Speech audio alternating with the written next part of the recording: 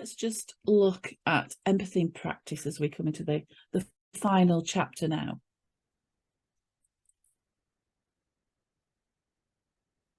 So ways that we can actually start to develop our empathy. The first one, make curiosity a habit. Imagine you're in a supermarket and you see a mum with a young child who's having a full-blown tantrum. And the mother appears to be doing or saying very little. She appears to have lost control. Now, do you think to yourself, she's a terrible mum, just standing there while her kid just kicks off? Some people shouldn't be allowed to have kids. Or what if you actually asked yourself, I wonder what's going on for the mum? Maybe she's feeling overwhelmed. Maybe she's sleep deprived, got a headache, or perhaps just not really sure what to do. Maybe she could do with a friendly face and some support or reassurance. By being curious, you switch from being judgmental to asking questions and perspective taking, which might lead to increased empathetic concern and motivation, perhaps, to even reach out to the mum. Widen your circle.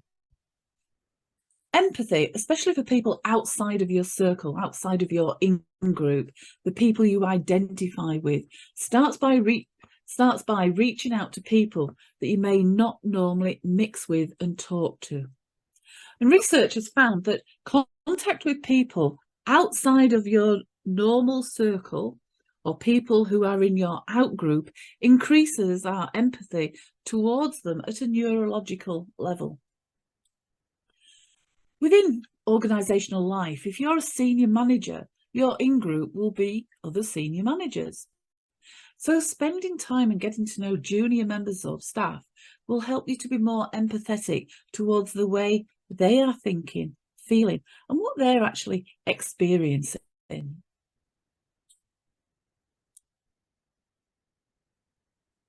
Another strategy, you can practice your empathy skills on fictional characters.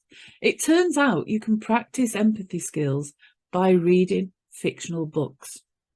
And the reason why is because they usually have quite complex characters which drive the story and draw the readers in emotionally to their desires and their motivations.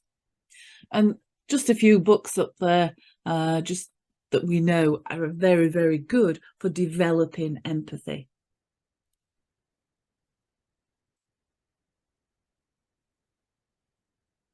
A simple way of thinking how to demonstrate empathy without moving into sympathy can be achieved by the components described in the WALK model of empathy. And this model was created by Linda Ray from Neurocapability in 2019. And the model is, first of all, what might be top of mind? What might be top of mind for the person or the group that you're interacting with? What is top of mind for you? Is your own thinking getting in the way of demonstrating empathy?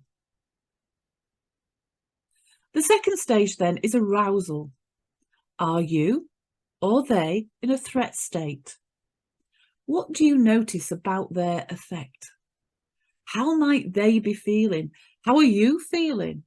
Do you need to self-regulate, or do you need to perhaps support them to self-regulate their emotions? Look for ways to show your empathy. Ask tentative, exploratory, curious questions. It sounds like you are feeling X.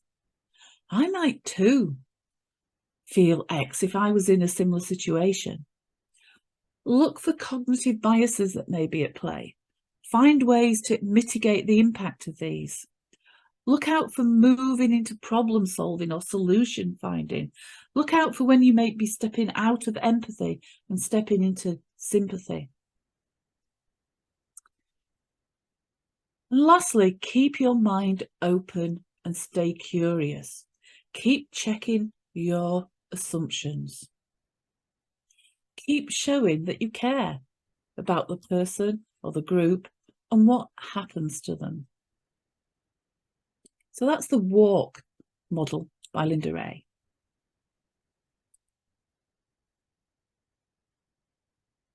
Use language that will help to maintain and strengthen relationships.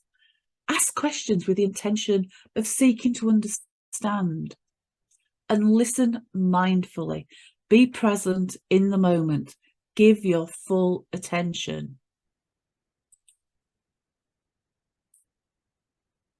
And here are just a few examples of empathetic communication.